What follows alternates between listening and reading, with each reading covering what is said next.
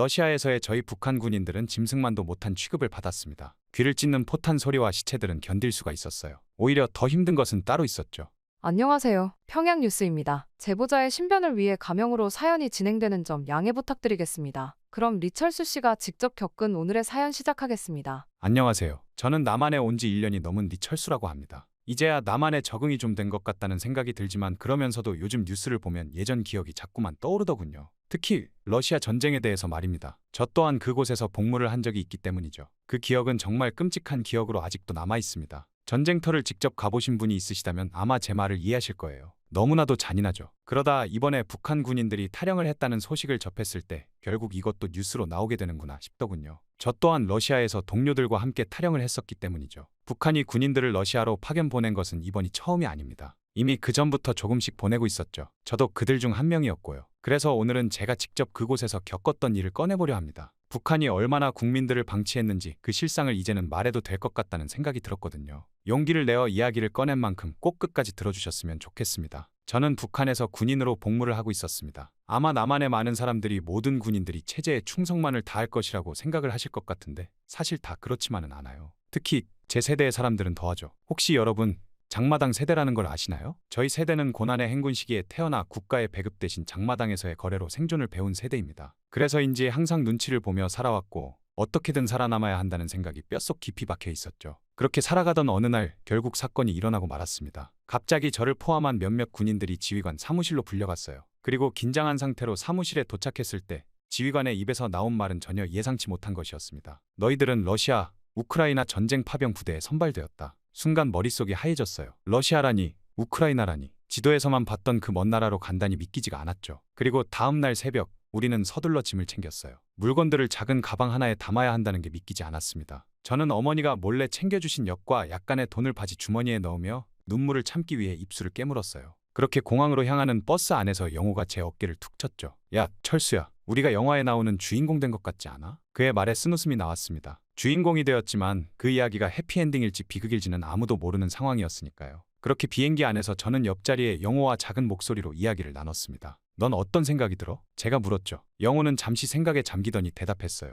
솔직히 무섭기도 하고 기대되기도 해. 하지만 우리에겐 선택권이 없잖아. 그저 앞으로 나아갈 뿐이지. 그의 말에 저는 고개를 끄덕였습니다. 네, 저희에겐 선택권이 없었어요. 그저 주어진 운명을 받아들이고 최선을 다해 살아남는 것, 그것이 우리에게 남은 유일한 선택이었죠. 그렇게 브리안스크 군사기지에 도착했을 때 저는 그 순간을 잊을 수가 없습니다. 비행기에서 내리자마자 느껴진 혹한의 온몸이 얼어붙는 것 같았죠. 러시아의 날씨가 추울 것이라는 이야기는 들었지만 실제로 느껴보니 숨쉬는 것조차 힘들 정도더군요. 코털이 얼어붙는 느낌이 들었고 입김이 공기 중에서 하얗게 얼어붙는 걸 볼 수 있었죠. 추운 날씨를 뚫고 기지에 도착해서 우리에게 배정된 숙소를 보았을 때 저는 충격을 받고 말았습니다. 20명이 좁은 막사에 빼곡히 들어차 있었는데 그곳은 마치 창고를 개조한 듯한 느낌이었거든요. 녹슨 철문을 열자 곰팡이 냄새가 코를 찔렀죠. 낡은 2층 침대들이 빽빽이 들어서 있었고 천장에서는 물기가 뚝뚝 떨어지고 있었어요. 바닥은 얼어붙은 흙이었고 벽에는 곰팡이가 피어 있었죠. 이게 뭐야? 라고 중얼거리는 동료의 목소리가 들렸습니다. 그 목소리에 저도 모르게 고개를 끄덕였어요. 이곳에서 우리가 어떻게 지내야 할지 막막했습니다. 밤이면 서로의 체온을 나누기 위해 옆 사람과 바짝 붙어 자야만 했습니다. 처음에는 어색했지만 곧 그것이 생존을 위한 필수라는 걸 깨달았죠.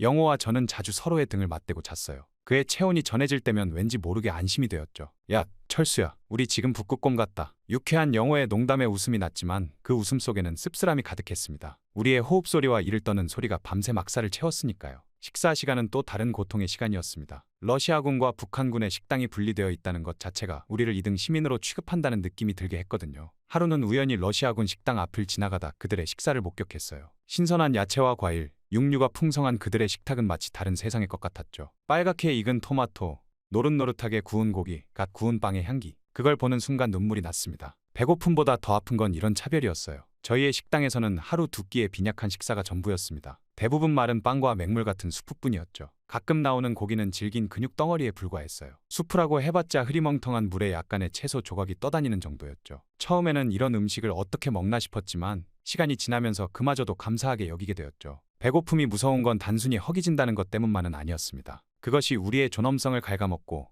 인간성을 파괴해간다는 게 더 무서웠죠. 밤마다 꿈에서 풍성한 식탁을 보곤 했는데 잠에서 깨면 더욱 비참해졌어요. 그렇게 영양실조로 체력이 급격히 떨어지는 동료들을 보며 저는 자주 좌절감을 느꼈습니다. 어떤 날은 훈련을 마치고 돌아오는 길에 쓰러지는 동료도 있었어요. 그럴 때마다 우리는 서로를 부축하며 돌아왔죠. 살이 빠져 앙상하게 된 동료들의 모습을 보면서 마음이 아팠어요. 조금만 더 버티자. 우리가 함께라면 어떻게든 될 거야. 이런 말들을 주고받으며 서로를 격려했지만 사실 그 말을 하는 저 자신도 확신이 없었습니다. 특히 기억에 남는 건 크리스마스 이브 날이에요. 러시아군 식당에서는 축제 분위기 속에 특별 만찬이 열렸거든요. 음악 소리와 웃음소리가 새어나왔고 풍성한 음식 냄새가 북한군 숙소까지 퍼져왔습니다. 구운 칠면조의 향긋한 향기, 달콤한 과일 케이크 냄새. 그날 밤 우리는 평소와 다름없는 마른 빵과 수프로 저녁을 때웠어요. 줄인 배보다 더 아픈 건 마음이었죠. 그럴 때마다 고향에 있는 가족들 생각에 눈물이 났습니다. 그들은 지금 어떻게 지내고 있을까? 우리가 이런 곳에서 이렇게 살고 있다는 걸 안다면 얼마나 가슴 아파할까? 어머니의 따뜻한 손길이 그리워졌습니다. 그날 밤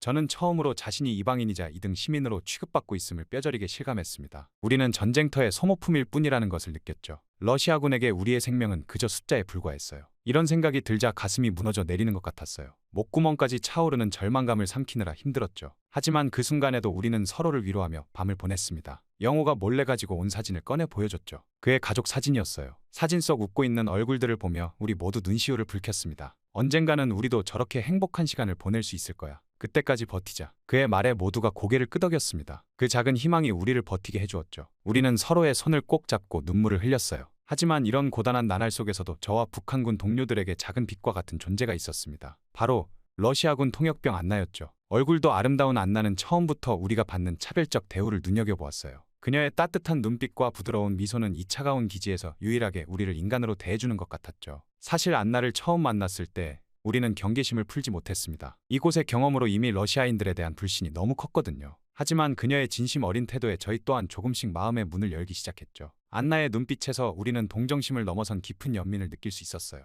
그녀는 우리의 열악한 처우와 고립된 상황을 보며 가슴 아파했고 그 마음이 우리에게 전해졌습니다. 그렇게 안나는 자신의 위치를 위험에 빠뜨리지 않는 선에서 조금씩 우리를 돕기 시작했습니다. 때로는 몰래 추가 식량을 전해주기도 하고 러시아어를 가르쳐주기도 했죠. 그녀가 건네주는 작은 빵 조각이나 과일 하나가 우리에겐 그 어떤 선물보다 값졌어요. 그것은 단순한 음식이 아니라 우리의 존재를 인정해주는 증표 같았거든요. 러시아어를 배우는 시간은 특히 즐거웠습니다. 서툰 발음으로 단어를 따라하면 안나는 항상 밝게 웃으며 격려해줬죠. 그 시간만큼은 우리가 이방인이 아닌 학생이 된 것 같아 마음이 편안해졌어요. 하지만 동시에 왜 우리가 이런 상황에 처해 있는지 그 모순된 현실에 가슴이 아팠죠. 그러던 어느 날 안나가 우리에게 특별한 선물을 가져왔습니다. 그녀는 우리에게 정신적인 위안을 줄 수 있는 것이 없을까 고민하다가 자신이 좋아하는 음악을 들려주기로 했다고 하더군요. 그날의 안나의 표정이 아직도 선명히 기억이 납니다. 설레는 듯 반짝이는 눈빛과 살짝 긴장한 듯한 미소. 그녀도 이 순간이 우리에게 얼마나 특별할지 알고 있었던 것 같습니다. 안나는 제게 이어폰을 건네며 말했어요. 들어보세요. 힘이 될 거예요. 떨리는 손으로 이어폰을 받아 귀에 꽂았죠. 그러자 제 귓가에 처음 들어보는 한국 노래가 흘러들어왔습니다. 나중에 알게 된 사실이지만 그 노래는 방탄소년단의 봄날이라는 노래였어요. 보고 싶다. 이렇게 말하니까 더 보고 싶다. 너희 사진을 보고 있어도 보고 싶다. 처음에는 생소한 멜로디에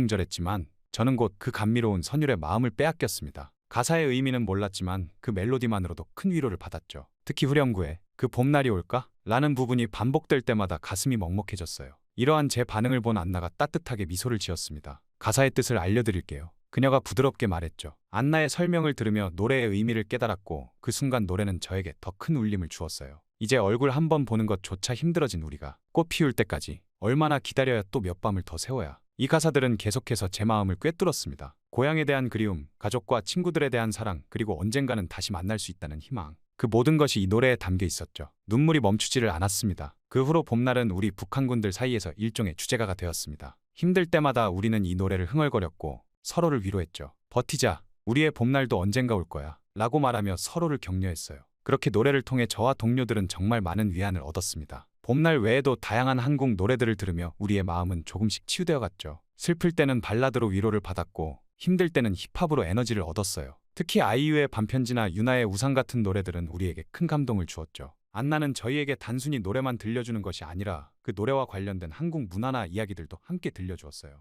이렇게 한국에 대한 이야기를 들을수록 우리의 호기심은 점점 커져만 갔습니다. 남한이 어떤 곳인지, 그곳 사람들은 어떻게 살아가는지 궁금해졌죠. 안나가 들려주는 한국의 현대 문화, 발전된 기술, 자유로운 사회 분위기 등은 우리에게 신선한 충격이었으니까요. 철수야, 넌 만약에 한국에 가게 된다면 뭘 하고 싶어? 영호가 어느 날 저에게 물었습니다. 한강에서 치맥을 먹어보고 싶어. 제가 대답했죠. 안나가 들려준 이야기 중에 치맥 문화가 가장 인상 깊었거든요. 난 남산타워에 가보고 싶어. 거기서 보는 서울 야경이 정말 아름답대. 민호가 말했어요. 이런 대화를 나누면서 우리는 잠시나마 현실을 잊고 꿈을 꿀 수 있었습니다. 물론 이런 대화가 철저히 반역으로 치부될 수 있다는 것을 알지만 이러한 헛돼 보일지 모르는 꿈들은 우리에게 힘이 되어 주었으니까요. 언젠가는 우리도 그곳에 갈 수 있을 거라는 희망, 자유롭게 살 수 있을 거라는 기대. 그것이 우리를 버티게 해주었습니다. 그렇게 안나와 음악은 우리의 일상을 조금씩 변화시켰어요. 훈련이 끝난 후 우리는 서로 흥얼거리며 노래를 나눴고 어려운 러시아어 단어를 배울 때면 노래 가사를 예로 들며 웃곤 했죠. 한국 문화에 대해 배운 것들로 이야기 꽃을 피우기도 했고요. 이런 작은 순간들이 모여 우리의 고통스러운 나날을 조금은 견딜 만하게 만들었습니다. 안나의 이런 행동은 분명 그녀에게도 위험할 수 있었을 텐데 그녀는 개의치 않았습니다. 그저 우리를 돕고 싶다는 마음 하나로 이런 위험을 감수했죠. 그녀의 따뜻한 마음에 우리 모두 깊은 감사를 느꼈어요. 하지만 전쟁이 길어지면서 러시아 군인들이 우리 북한군을 괴롭히는 일 또한 점점 심해졌습니다. 처음엔 그저 무시하는 정도였는데 나중엔 우리를 모욕하고 음식을 빼앗고 때리기까지 했죠. 매일 아침 일어나면 오늘은 또 어떤 굴욕을 당할지 두려워 가슴이 떨렸어요. 한 번은 제가 식당에서 밥을 받고 있을 때 러시아 군인 하나가 제 밥그릇을 발로 차버린 적이 있었습니다. 안 그래도 적은 음식이 바닥에 떨어진 것을 보며 주먹을 꽉 쥐었지만 저는 아무 말도 못하고 그저 고개를 숙인 채 다시 줄을 섰죠. 주변에서 들리는 러시아 군인들의 비웃음 소리가 귓가에 박혔어요. 입술을 너무 꽉 깨물어 입안이 피맛으로 가득 찼지만 참을 수밖에 없었죠. 이런 일들이 매일 일어났고 우리는 점점 자존심이 바닥을 치고 있었습니다. 밤마다 베개를 붙잡고 울었지만 아무도 우리의 눈물을 닦아주지 않았죠. 그러던 어느 날 사건이 일어나고 말았습니다. 제 친한 친구 박민호가 이런 부당한 대우에 더는 참지 못하고 결국 항의를 하고 만 것이죠. 그날도 평소처럼 러시아 군인들이 우리를 괴롭히고 있었는데 민호가 갑자기 일어나 큰 소리로 외쳤어요. 안나에게 배운 서툰 러시아어로 말이죠. 우리도 같은 군인이고 사람입니다. 이렇게 대하지 마세요. 민호의 목소리는 떨리고 있었지만 그의 눈빛만큼은 단호했습니다. 그 순간 주변이 조용해졌어요. 모두가 민호를 쳐다봤죠. 숨막히는 침묵이 흘렀습니다. 저는 민호가 대단하다고 생각했지만 동시에 무섭기도 했어요. 러시아 군인들의 표정이 순식간에 험악해졌거든요. 그들의 눈에서 분노와 경멸이 번뜩였습니다. 역시나 저의 예상대로 민호의 말에 화가 난 러시아 군인들이 민호를 마구 때리기 시작했습니다. 여러 명이 달려들어 주먹으로 때리고 발로 찼죠. 민호의 비명 소리가 식당을 가득 채웠어요. 저희가 나서서 말리려 했지만 다른 러시아 군인들이 우리를 막아섰기에 저희는 멍하니 그 모습을 바라볼 수밖에 없었어요. 그들의 눈빛은 마치 너희도 저렇게 되고 싶나? 라고 말하는 것 같았죠. 그렇게 오랜 시간의 구타가 끝난 후 민호는 바닥에 쓰러져 버리고 말았습니다. 코와 입에서 피가 났고 온몸에 멍이 들었죠. 그의 얼굴은 알아볼 수 없을 정도로 부어올랐고 한쪽 눈은 완전히 감겨 있었어요. 숨을 쉴 때마다 가슴이 들썩이는 게 보였습니다. 아마 갈비뼈도 부러진 것 같았죠. 하지만 러시아 군은 민호를 제대로 치료해주지 않고 그냥 내버려뒀어요. 우리가 민호를 부축해 의무실로 데려가려 했지만 그들은 걔는 걔 우리에서 죽어야 한다 며 비웃기만 하더군요. 그 말을 들으며 저는 치밀어 오르는 분노를 참을 수 없었지만 또다시 무력감에 눈물을 흘리는 것 말고는 할 수가 없었습니다. 우리는 결국 민호를 숙소로 데려와 수 있는 한 최선을 다해 그를 돌봤어요. 하지만 제대로 된 약도 의료기구도 없는 우리로선 할 수 있는 게 많지 않았죠. 그러던 어느 날 우리에게 더욱 충격적인 소식이 전해졌습니다. 한 러시아 병사의 실수로 우연히 들은 정보였는데 러시아 군이 북한 군인들을 인간 방패로 쓰려고 한다는 거였어요. 우크라이나군의 포격이 예상되는 최전선에 북한 군인들을 배치해 러시아군의 안전을 보장하려는 계획이었죠. 그들은 우리의 목숨을 자신들의 안전을 위한 소모품으로 여기고 있었어요. 이 소식을 듣는 순간 온몸에 전율이 흘렀습니다. 숨이 막히고 심장이 터질 것 같았죠. 머릿속이 하얘지면서 귀에서 윙하는 소리가 들렸어요. 그러면서 우리의 목숨이 러시아 군에게 아무 의미 없다는 사실을 뼈저리게 깨달았죠. 그들에겐 우리가 그저 버릴 수 있는 물건, 아니 방패에 불과했던 거예요. 그 순간 느낀 절망감과 분노는 말로 표현할 수 없을 정도였습니다. 이때 저는 더는 여기 있으면 안 된다고 결심했습니다. 하지만 도망가는 건 정말 위험한 선택이었어요. 잡히면 바로 죽을 수도 있고 설사 도망쳐도 어디로 가야 할지 어떻게 살아남을지 막막했거든요. 저는 밤새 잠을 이루지 못하고 고민했습니다. 가족들 얼굴이 떠올랐고 고향에 두고 온 모든 것들이 생각났어요. 하지만 이대로 죽을 순 없다는 생각이 더 강해지더군요. 그때 안나가 저에게 귀중한 정보를 줬습니다. 그녀는 위험을 무릅쓰고 저를 은밀히 만나기 위해 찾아왔어요. 그리고 그녀가 준 정보는 폴란드로 도망갈 수 있는 비밀길에 대한 내용이 적힌 쪽지였습니다. 손으로 그린 간단한 지도와 함께 주요 경유지, 피해야 할 지역 등을 자세히 설명해줬습니다. 폴란드는 나토 회원국이자 유럽연합 나라여서 그곳에 가면 안전할 수 있다는 희망이 생겼죠. 안나는 떨리는 목소리로 말했습니다. 이 정보를 알려주는 건 위험해요. 하지만 당신들이 이대로 죽는 걸 볼 수 없어요. 꼭 무사히 도망가세요. 그녀의 눈에 눈물이 고였습니다. 저는 그녀의 손을 꼭 잡았죠. 그 손이 차갑고 떨리는 게 느껴졌어요. 고마워요, 안나. 당신의 은혜는 절대 잊지 않을게요. 제 목소리도 떨리고 있었어요. 안나와의 이별이 가슴 아팠지만 저는 이것이 우리 모두를 위한 최선의 선택임을 알았습니다. 결국 깊이 고민한 끝에 저는 도망가기로 결심했습니다. 그 결정을 내릴 때 제 머릿속에는 안나가 들려준 노래 봄날의 가사가 맴돌았죠. 네 손잡고 지구 반대편까지 가 라는 가사를 되뇌며 용기를 냈어요. 그 노래가 마치 우리의 여정을 위한 주제가처럼 느껴졌죠. 두렵고 불안했지만 동시에 이상하게 마음이 편안해지는 걸 느꼈어요. 저는 곧바로 영호와 다른 믿을 만한 동료들과 함께 도망갈 계획을 세웠습니다. 우리는 서로에게 힘이 되는 노래 가사들을 나누며 용기를 북돋았죠. 우리가 만든 겨울 이야기, 끝나지 않을 겨울 이야기.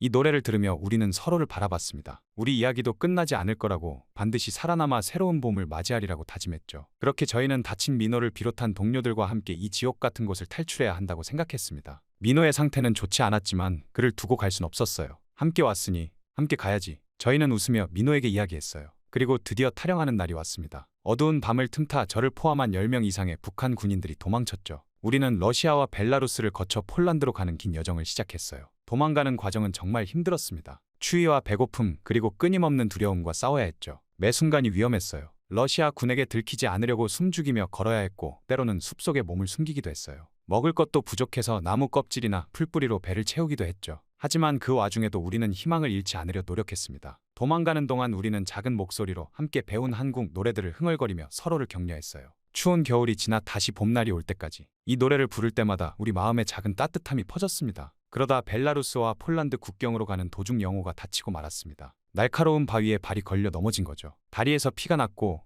영호는 걷기를 힘들어했어요. 그때 저는 우리에게 힘이 되어준 노래들을 떠올리며 그를 포기하지 않기로 했죠. 저희는 곧바로 영호를 부축했어요. 다른 동료들도 번갈아가며 영호를 부축했죠. 우리는 천천히 하지만 꾸준히 앞으로 갔습니다. 서로를 의지하며 서로에게 힘이 되어주며 한 걸음 한 걸음 나아갔죠. 그렇게 폴란드 국경이 가까워질수록 우리 마음은 더욱 복잡해졌습니다. 기대와 두려움, 설렘과 불안이 뒤섞였죠. 과연 우리가 무사히 국경을 넘을 수 있을까? 넘어간다면 그 다음엔 어떻게 될까? 이런 생각들이 머릿속을 맴돌았어요. 하지만 우리는 멈출 수 없었습니다. 이미 돌아갈 길은 없었고 오직 앞으로 가는 길만 남아 있었으니까요. 우리는 서로의 손을 꼭 잡고 전진했습니다. 자유를 향한 우리의 발걸음은 느렸지만 확실했어요. 국경이 눈앞에 보이기 시작했을 때 우리 모두의 심장이 빠르게 뛰었습니다. 이제 마지막 고비만 넘으면 되는 거였으니까요. 하지만 그 마지막이 가장 위험한 순간이기도 했어요. 모두 조심해. 소리 내지 말고 천천히 움직여. 제가 작은 목소리로 말했어요. 우리는 숨을 죽이고 조심스럽게 국경을 향해 나아갔죠. 그 순간 멀리서 개 짖는 소리가 들렸습니다. 그 소리에 우리 모두는 얼어붙었죠. 하지만 이제 와서 돌아갈 순 없었어요. 우리는 서로를 바라보며 고개를 끄덕였습니다. 그리고 마지막 힘을 내어 국경을 향해 달렸죠. 숨이 턱까지 차오르고 다리는 후들거렸지만 우리는 멈추지 않았어요. 그리고 마침내 우리는 폴란드 땅을 밟았습니다. 자유의 땅에 발을 디딘 그 순간 우리 모두 눈물을 흘렸습니다. 기쁨과 안도 그리고 지난 시간의 모든 고통이 한꺼번에 밀려왔죠. 우리는 서로를 껴안으며 울었어요. 해냈어. 우리가 해냈어. 영호가 흐느끼며 말했습니다. 네, 저희는 해냈습니다. 긴 겨울을 지나 정말로 우리만의 봄날을 맞이한 거죠. 이제 우리 앞에는 새로운 삶이 펼쳐져 있었습니다. 그 삶이 어떨지 아직 알 수 없었지만 한 가지는 확실했어요. 우리는 함께였고 이제 자유롭다는 것. 하지만 그것도 잠시 우리 앞에는 예상치 못한 현실이 기다리고 있었습니다. 국경 수비대에 의해 체포되고 만 것이죠. 그렇게 우리는 난민 신청 절차를 거쳐 대규모 난민 수용소로 이송되었어요. 수용소의 환경은 우리가 상상했던 자유의 땅과는 거리가 멀었습니다. 좁은 공간에 많은 사람들이 빽빽이 모여 있었고 위생 상태도 좋지 않았죠. 하지만 적어도 전쟁의 공포에서는 벗어났다는 안도감이 들었어요. 더 이상 총알이 빗발치는 전선으로 내몰리지 않아도 된다는 사실만으로도 감사했죠. 그러나 새로운 문제들이 우리를 기다리고 있었습니다. 물론 언어의 장벽이 가장 큰 문제였죠. 폴란드어는 물론이고 영어도 못하는 우리로서는 의사소통이 거의 불가능했으니까요. 간단한 요구사항을 전달하는 것조차 힘들었죠. 문화적 차이도 우리를 당황하게 만들었어요. 음식, 생활습관, 사회적 규범 등 모든 것이 낯설었습니다. 그러던 어느 날 우연한 기회가 찾아왔습니다. 수용소를 방문한 한인 교회 봉사단을 만나게 된 거예요. 처음으로 자유롭게 한국어로 대화를 나눌 수 있었던 그 순간 저와 동료들은 참았던 눈물을 쏟아냈습니다. 한인교회 관계자들은 우리의 이야기를 듣고 깊은 동정심을 느낀 듯했습니다. 결국 그들은 우리를 돕기 위해 최선을 다해주셨죠. 법률 지원을 제공해주셨고 대한민국 정부와 연락을 취해 우리의 한국행을 도와주기 시작했어요. 그렇게 몇 달간의 복잡한 외교적 절차와 법적 과정을 거친 끝에 우리 중 일부는 한국행 비행기에 오를 수 있게 되었습니다. 총 7명이 한국으로 갈 수 있었죠. 나머지는 여러 가지 이유로 폴란드에 남기로 했어요. 어떤 이는 유럽에서의 새로운 삶을 선택했고 또 어떤 이는 건강 문제로 먼 여행을 할 수 없기도 했고요. 그렇게 폴란드에 남기로 한 동료들과 작별 인사를 나누는 순간 우리 모두 눈물을 흘렸습니다. 꼭 다시 만나자 라는 약속을 하며 서로를 껴안았죠. 그들과 헤어지는 것은 정말 가슴 아픈 일이었지만 저희는 각자의 선택을 존중하기로 했어요. 그렇게 비행기가 이륙하는 순간 우리는 처음으로 마음 놓고 그동안 위안을 얻었던 한국 노래들을 들으며 자유의 기쁨을 만끽했습니다. 하지만 동시에 폴란드에 남은 동료들에 대한 걱정과 미안함도 들었죠. 마침내 비행기가 인천국제공항에 착륙했을 때 우리 모두의 가슴이 뛰는 것이 느껴졌습니다. 러시아에서 저희를 암묵적으로 위로해주던 한국에 저희가 오게 된 것이니까요. 그렇게 비행기 문이 열리고 한국 땅을 밟는 순간 결국 그동안 참았던 감정이 폭발하고 말았습니다. 우리는 누가 뭐라 할 것 없이 서로를 껴안고 울었어요. 공항에는 정부 관계자들과 지원단체 분들이 우리를 기다리고 계셨습니다. 그분들은 우리를 따뜻하게 맞아주셨죠. 환영합니다. 이제 안전합니다. 라는 말에 다시 한번 눈물이 났어요. 처음 몇 주 동안은 정부에서 마련한 시설에서 지내며 적은 교육을 받았습니다. 나만의 생활 방식, 법률, 경제 시스템 등 모든 것이 새로웠죠. 때로는 너무 많은 정보에 압도되기도 했지만 한 걸음 한 걸음 나아갔어요. 그렇게 석 달 후 저는 서울의 한 원룸에서 혼자 살기 시작했습니다. 처음으로 제 이름으로 된 집 열쇠를 받았을 때 그 감격을 잊을 수 없어요. 정부의 지원으로 대학에도 다니기 시작했고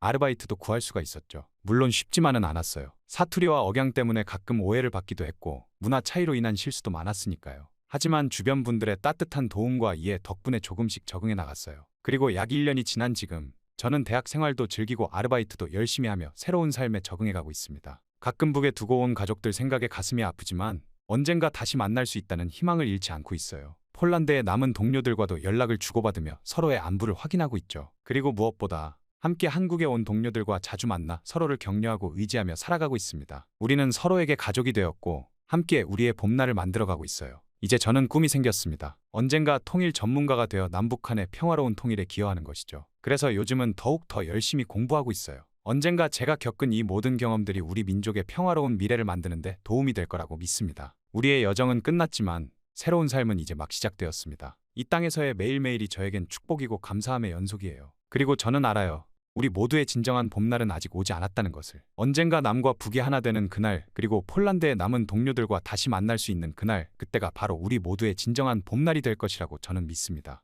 러시아로의 파병은 저희를 모두 After the 미치게 amendments were 만들었습니다. introduced, 화약 냄새와 military 시체 service 썩은 became 냄새들을 mandatory 매일 for women 맡아야만 up to the 했으니까요. age of 저희는 23. 러시아인들보다 앞에서 North Koreans are 청알바지를 taught 해야 to hate the 했습니다. outside 매일 world, 오늘은 살아서 especially 돌아갈 the 수 United 있을지 States 모두가 and 겁에 South 질려 Korea. 있었죠. 안녕하세요. 평양뉴스입니다. 제보자의 신변을 위해 가명으로 사연이 진행되는 점 양해 부탁드리겠습니다. 그럼 최진혁 씨가 직접 겪은 오늘의 사연 시작하겠습니다. 안녕하세요. 저는 남한으로 넘어오게 된 지 2년이 다 되어가는 최진혁이라고 합니다. 남한에서 어느 때보다 행복한 삶을 살고 있죠. 그러다 얼마 전 뉴스에서 러시아에 파병된 북한 군인들이 단체로 탈영을 했다는 소식을 접하게 되었습니다. 그 뉴스를 들으면서 제 손이 덜덜 떨리더군요. 저 또한 그들과 같이 러사아에 파병을 갔었기 때문이죠. 이제서야 저 뉴스가 나오는 것이 신기할 따름입니다. 아마 저 말고도 더 있을 것이라고 생각이 되거든요. 그곳은 정말 끔찍했으니까요. 이제껏 다른 군인들이 피해를 입게 될까봐 이야기를 꺼내지 못했지만 이제는 북한의 인권 유린이 얼마나 심각한지 이야기해보려 합니다. 용기를 내어 사연을 보낸 만큼 꼭 끝까지 들어주셨으면 합니다. 그리고 이야기를 널리 퍼뜨려주세요.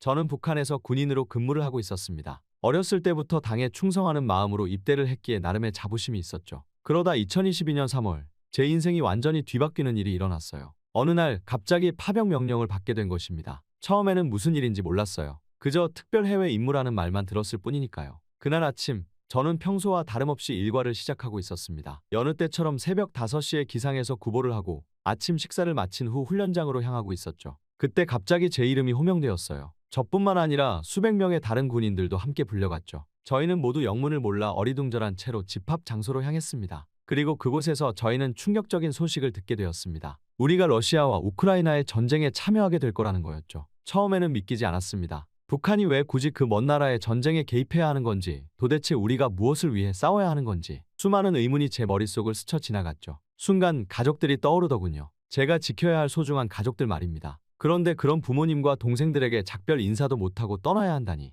너무나 가슴 아파오더군요. 너무나도 가기가 싫었지만 저희는 명령에 따를 수밖에 없었습니다. 저희가 할 수 있는 것은 없으니까요. 그래도 다행히 이 힘든 상황 속에서도 작은 위안이 있었습니다. 제 절친한 친구들인 민호, 승훈, 태식 그리고 준호가 함께 선발된 거예요. 우리 다섯은 훈련소 시절부터 함께 해온 중마고우였죠. 서로를 바라보며 묵묵히 고개를 끄덕였습니다. 말은 없었지만 우리의 눈빛 속에는 함께 이겨내자 라는 메시지가 담겨 있었죠. 게다가 승훈이가 러시아어를 유창하게 한다고 하더군요. 처음 안 사실이었어요. 알고 보니 승훈이의 할아버지가 러시아에서 오래 살다 오셨다고 하더라고요. 그래서 어렸을 때부터 러시아어를 배웠다고 했습니다. 우리는 이걸 우리의 강점으로 삼기로 했어요. 적어도 의사소통 문제는 없을 거라는 생각에 조금은 안도할 수 있었죠. 그렇게 급하게 러시아 브리안스크 지역에 도착했을 때 저희를 맞이한 건 차가운 바람과 낯선 풍경이었습니다. 그리고 곧바로 우리는 충격적인 현실과 마주하게 됐죠. 러시아군 신분증을 받고 이름도 변경해야 했습니다. 제 새 이름은 이반이 되었는데 처음 그 이름을 들었을 때 굉장히 이질적이었어요. 마치 제 정체성의 일부를 빼앗긴 것 같은 기분이 들었죠. 저희는 모두 우크라이나 국경 근처의 여러 부대에 분산 배치되었는데 다행히 저와 제 네 친구는 같은 소대에 배속되었습니다. 덕분에 차가운 철제 벙커 안에서 친구들의 얼굴을 봤을 때 가슴 한구석이 따뜻해지는 걸 느꼈죠. 민호는 여전히 장난기 어린 미소를 짓고 있었고 태식이는 굳은 표정으로 주변을 살폈어요. 준호는 불안한 듯 손가락을 계속 꼼지락거렸고 승훈이는 러시아 병사들의 대화에 귀를 기울이고 있었죠. 암울한 상황이었지만 적어도 서로의 얼굴을 볼 수 있다는 사실이 작은 위안이 되었어요. 하지만 그 안도감도 잠시 우리는 곧 더 큰 충격에 휩싸이게 되고 말았죠. 그렇게 전쟁 초기의 혼란스러운 상황 속에서 저희는 러시아군의 지휘 체계가 아직 북한군을 완전히 통제하지 못하고 있다는 걸 알게 되었습니다. 명령 체계가 불분명했고 때로는 서로 모순되는 지시가 내려오기도 했죠. 한 번은 오전에 전진하라 는 명령을 받았다가 오후에는 갑자기 후퇴하라 는 명령이 떨어지기도 했어요. 러시아 장교들 또한 서로 다른 말을 하고 있었고 그런 상황에서 우리 북한군들은 그저 어리둥절한 채로 서 있을 수밖에 없었죠. 이런 혼란 속에서 우리는 어떻게 행동해야 할지 몰라 당황스러웠습니다. 북한에서는 항상 명확한 지시와 규율 속에서 움직였는데 이런 상황은 처음이었거든요. 마치 나침반 없이 안개 속을 헤매는 것 같았어요. 가끔 승훈이가 러시아어로 들은 내용을 우리에게 전해주면 우리는 그 정보를 바탕으로 최선의 판단을 내리려 노력했어요. 그러던 어느 날 우리 부대는 우크라이나의 작은 마을을 점령하라는 명령을 받았습니다. 그때까지만 해도 저는 이게 얼마나 무서운 일인지 몰랐죠. 마을에 진입하자마자 저희는 예상치 못한 저항에 부딪혔습니다. 갑자기 사방에서 총알이 날아왔어요. 귓가를 스치는 소리에 심장이 멎는 것만 같았죠. 게다가 사방은 수류탄 폭발로 흙먼지가 자욱해서 앞이 거의 보이지 않았습니다. 코와 입으로 흙먼지가 들어와 숨쉬기가 힘들었죠. 눈을 비비고 싶었지만 총을 놓을 수가 없었어요. 주변에서는 동료들의 고함 소리와 적군의 외침이 뒤섞여 들려왔죠. 이 혼돈 속에서 저는 처음으로 방아쇠를 당겼습니다. 총의 반동이 어깨를 강하게 밀쳤고 화약 냄새가 코를 찔렀죠. 제가 누군가를 맞췄는지 아니면 빗나갔는지 알 수 없었어요. 그저 계속해서 방아쇠를 당길 뿐이었죠. 그 순간 저는 더 이상 최진혁이 아니었습니다. 그저 살아남기 위해 몸부림치는 한 마리 동물 같았죠.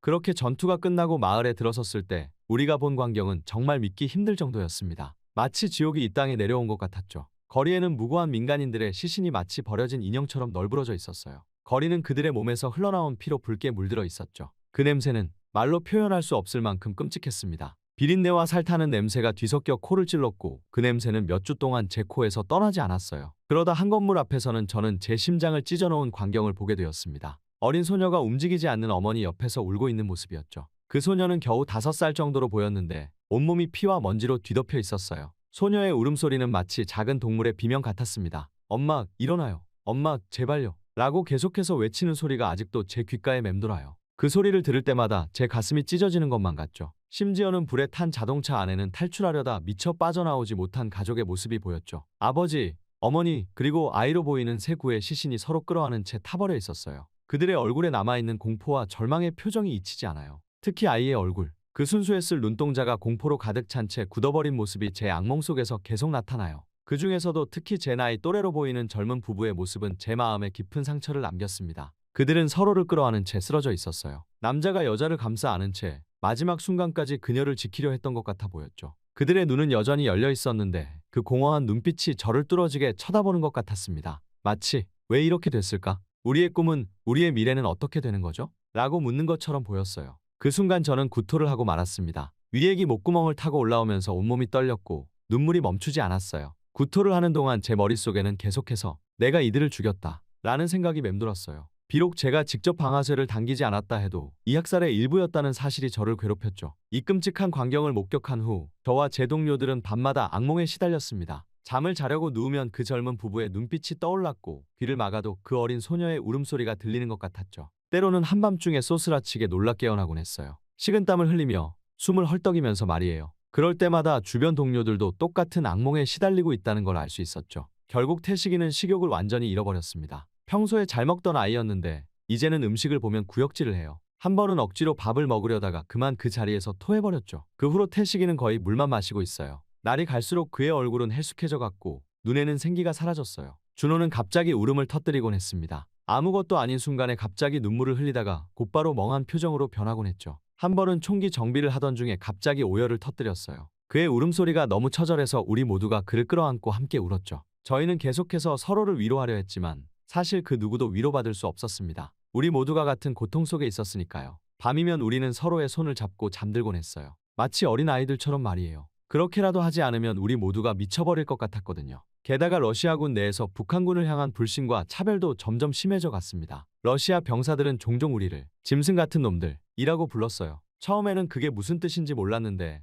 나중에 승훈이한테 들어보니 정말 끔찍한 욕이더라고요. 러시아 병사들은 위험한 임무를 주로 우리 북한군에게 떠넘겼어요. 너희는 죽어도 상관없으니까 앞장서라. 는 식이었죠. 이런 차별과 불신은 우리의 사기를 크게 떨어뜨리고 말았습니다. 저희는 점점 더 고립감을 느꼈고 자신들이 이 전쟁에서 단순한 소모품으로 취급받고 있다는 생각에 분노와 좌절감을 느꼈죠. 하지만 전쟁은 계속되었고 저희의 마음은 점점 더 황폐해져만 갔습니다. 매일 밤 악몽에 시달리고 낮에는 끊임없는 공포와 싸워야 했죠. 항상 끝없는 회색빛 하늘과 파괴된 건물들이 우리를 둘러싸고 있었어요. 입에서는 늘 흙과 화약 맛이 나고 코에서는 썩은 냄새가 떠나지 않았죠. 그 중에서도 가장 힘든 건 우리가 하는 일에 대한 의문이었습니다. 우리가 과연 옳은 일을 하고 있는 걸까? 이게 정말 우리가 해야 할 일인가? 이런 생각들이 계속해서 머릿속을 맴돌았죠. 밤마다 우리는 몰래 모여 이야기를 나눴어요. 고향 생각, 가족 생각에 눈시울이 붉어지곤 했죠. 하지만 동시에 우리는 서로를 위로하고 격려하며 이 힘든 상황을 견뎌내려 노력했어요. 그러던 어느 날 밤, 우리 소대가 한 마을을 수색하던 중에 결정적인 사건이 일어났습니다.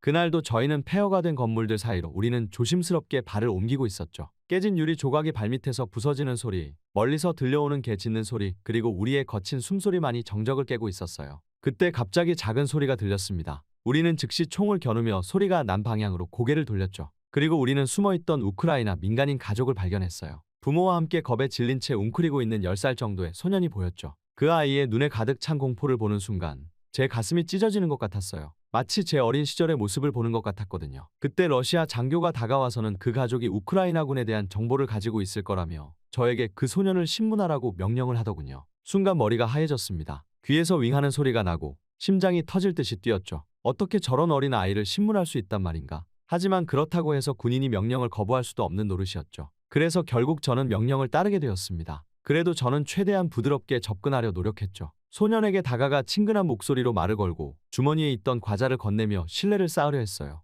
괜찮아, 너를 해치지 않을 거야. 그냥 몇 가지만 물어보려고 해. 하지만 제 목소리가 떨리는 걸 숨길 수 없었습니다. 소년은 겁에 질린 채 아무 말도 하지 않았어요. 그저 덜덜 떨며 부모님을 바라볼 뿐이었죠. 그의 눈에서 흘러내리는 눈물이 제 가슴을 더욱 아프게 했습니다. 결국 성과 없이 시간이 흐르고 상관의 압박이 심해지자 저는 점점 더 강압적인 방법을 사용해야 했습니다. 소년의 어깨를 세게 잡고 흔들며 위협적인 어조로 질문을 던졌죠. 대답해. 우크라이나 군인들이 어디 있지? 그때의 제 목소리는 마치 다른 사람의 목소리 같았죠. 하지만 소년은 여전히 말을 하지 않았습니다. 그저 겁에 질린 눈으로 저를 바라볼 뿐이었죠. 그때 제 뒤에서 러시아 장교의 목소리가 들렸습니다. 더 세게 다뤄. 얘기할 때까지 때려. 그 말에 저는 순간 얼어붙고 말았습니다. 하지만 거부할 수는 없었죠. 결국 저는 천천히 손을 들어 올렸습니다. 그 순간 제 손이 떨리고 있다는 걸 느낄 수 있었어요. 그리고 두 눈을 질끈 감고 소년의 뺨을 향해 손바닥을 내리쳤죠. 팡하는 소리와 함께 소년의 얼굴이 옆으로 돌아갔습니다. 그 순간 저는 제 손바닥이 불에 타는 것 같았어요. 소년의 뺨에 제 손자국이 선명하게 남았고 결국 그의 눈에서 눈물이 흘러내리기 시작했어요. 말해.